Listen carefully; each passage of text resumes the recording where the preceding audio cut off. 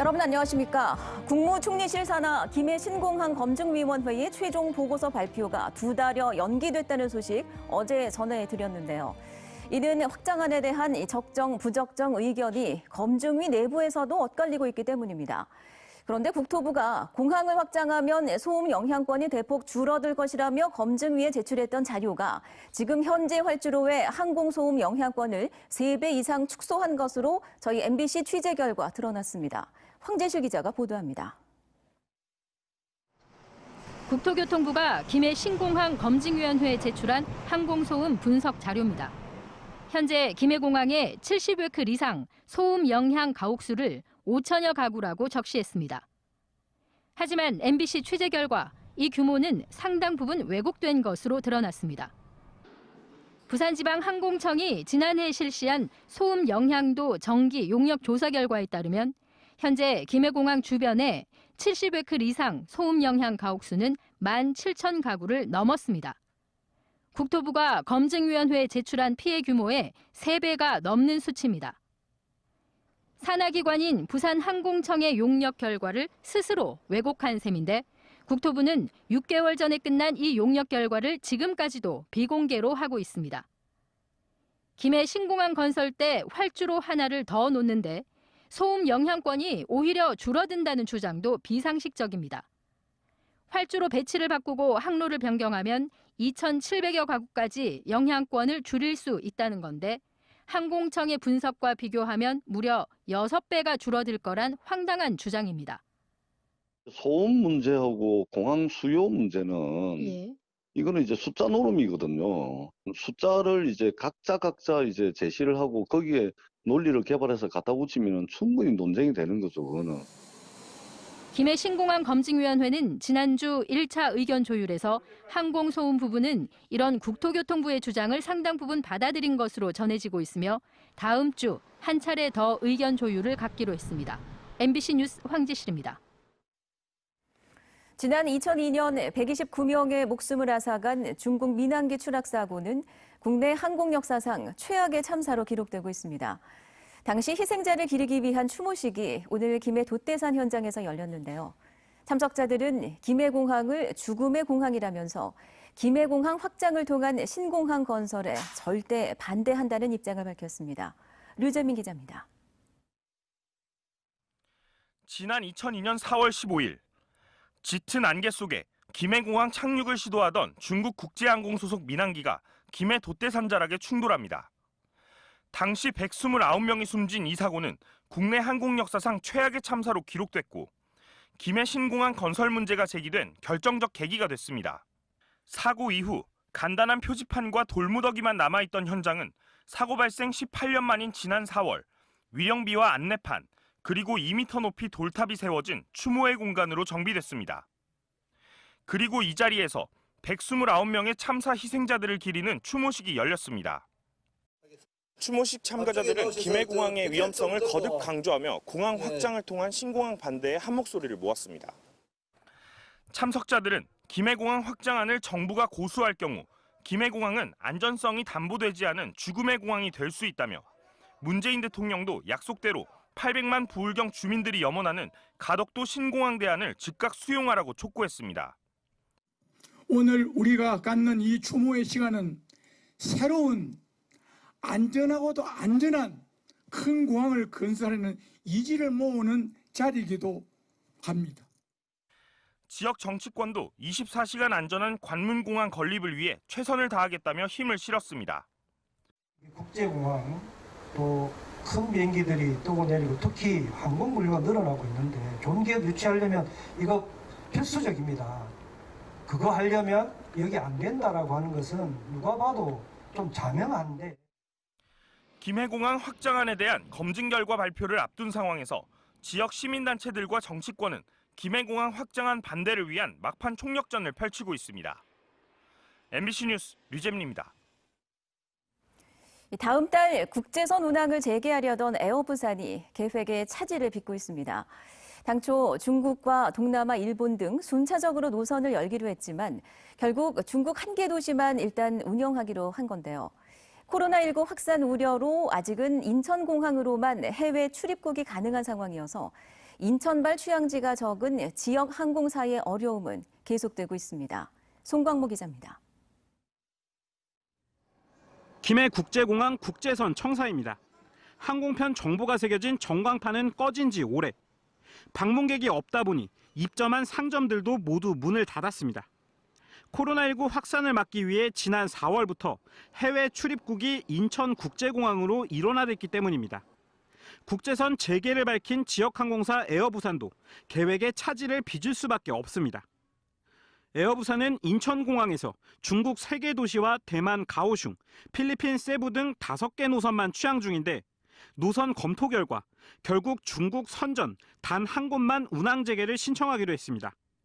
대만과 필리핀은 여전히 한국인 입국을 금지하거나 격리 조치를 시행 중이고 중국도 한 항공사당 주 1회 하나의 노선만 운항할 수 있게 제한했기 때문입니다. 이제 현지 국가의 해외 입국자들에 대한 제한 사항이라든지 이런 부분들이 좀 선제적으로 좀 풀려야 되기 때문에 그런 부분들을 좀 예의주시하고 있고. 김해국제공항 문이 열리게 되면 25개 해외 노선을 추가로 검토할 수 있게 됩니다. 하지만 해외로부터의 감염병 전파 우려로 시기상조라는 목소리도 나옵니다. 한국공항공사도 지난 4월 이후 추가 논의는 없었고 김해공항 국제선이 언제 문을 열지 예측할 수 없다고 밝혔습니다. 1분기 400억 원 가까운 영업 손실을 본 에어부산은 당초 7월까지로 예정했던 직원 유급 휴직을 연장하는 것도 고려 중입니다. 이와 함께 국내선 저가 출혈 경쟁, 모회사인 아시아나항공 매각 문제 등으로 내외부에서 골칫거리가 잇따르고 있습니다. MBC 뉴스 송광모입니다. 변성환 부산시장 권한대행이 어제 청와대 정무수석을 방문한 데 이어서 오늘은 국무총리실을 방문해 구윤철 국무조정실장을 만났습니다. 변 대행은 이 자리에서 신공항 검증 결과 발표와 관련해 김해공항 확장안이 안전성에 큰 문제가 있고 관문공항 역할을 하기에는 부족하다는 점을 전달했습니다. 총리실은 이번 검증에 대한 중립적인 입장을 강조한 것으로 알려졌습니다. 코로나19로 인해 수험생들 역시 힘든 시간을 보내고 있는데요. 대입 수능 시험의 수준을 가늠해 볼 수 있는 6월 모의고사가 오늘 부산에서도 치러졌습니다. 등교 개학 채 한 달이 되지 않아 시험을 치르는 올해 고3 학생들이 특히 더 걱정이 많다고 합니다. 정세민 기자입니다. 부산에서도 117개 고등학교와 24개 학원에서 예비 수험생들의 6월 모의고사가 치러졌습니다. 12월 대입 수능 시험의 가늠자가 되는 이번 모의고사에 부산에서는 재학생과 졸업생 등 모두 2만 8천여 명이 응시했습니다. 올해 고3의 경우 코로나19로 개학이 늦어지면서 학교 참여 수업 일수가 적어 재수생들이나 N수생들에 비해 불안감이 큽니다. 조금 아쉬운 선배님들 많을 텐데 그런 선배님들도 공부 잘하시는 분들이 많은데 또 반수생해서 6월, 9월 계속 들어오시면 현역 입장으로서는 긴장될 따름입니다. 야간 자율학습이라든지 프로그램을 통해서 공부할 수 있는 기회가 많았는데 올해는 아무래도 그런 기회도 많이 없고 하다 보니까 아무래도 좀 불안하고 그리고 잘 하고 있는 건지도 잘 모르겠다는 그런 생각도 들기는 합니다. 때문에 일선 학교에서는 벌써부터 올 대입 시험을 포기하는 학생들이 늘고 있는 상황. 그러나 진학지도 전문가들은 아직 포기하기에는 이르다며 학생들의 분발을 당부합니다. 학교에서 시간에 맞춰서 수업과 자습을 병행을 하고요. 그리고 선생님들과 옆에 있는 주변 친구들과의 상호작용을 통해서 재수생과 N수생보다 훨씬 더 나은 환경에서 학습을 할 수 있다고 생각을 합니다. 특히 교육부 지침에 따라 서울대를 비롯한 주요 대학들이 계속해서 재학생들을 위한 보완 조치를 발표하는 만큼 지금은 유불리를 따지기보다 남은 5개월간의 학습 계획을 꼼꼼히 세우는 것이 더 우선이라고 지적합니다. 코로나19의 영향을 재수생이라고 비켜갈 수는 없는 상황입니다. 분명히 영향은 받습니다. 때문에 남은 기간 동안 어떻게 준비를 해가느냐에 따라서 3개월의 기간을 충분히 만회할 수 있다는 생각입니다. 이른바 코로나 고3으로 불려지는 올해 고3 수험생들이 시험 자체가 주는 부담감과 상대적으로 뒤처져 있다는 불안감을 얼마나 잘 극복해 나갈 수 있을지 주목됩니다. MBC 뉴스 정세민입니다. 부산지검 동부지청은 자가격리 장소를 상습적으로 무단 이탈해 돌아다닌 23살 A씨를 구속 기소했습니다. A씨는 지난 4월 확진자가 다녀간 클럽을 방문해 자가격리 조치된 뒤 이 기간 6차례에 걸쳐 주거지를 이탈해 서울과 통영 등을 돌아다닌 혐의를 받고 있습니다. 또 검찰은 A씨 외에도 캄보디아와 사우디아라비아, 캐나다 등지에서 입국해 자가격리 지침을 위반해 무단 이탈한 3명과 직장에서 확진자와 접촉해 자가격리 도중 조치를 위반한 1명을 불구속 기소했습니다. 동구 초량동 가스 충전소 화재로 전신 화상을 입은 작업자 50살 A씨가 병원 치료 도중 어젯밤 끝내 숨졌습니다.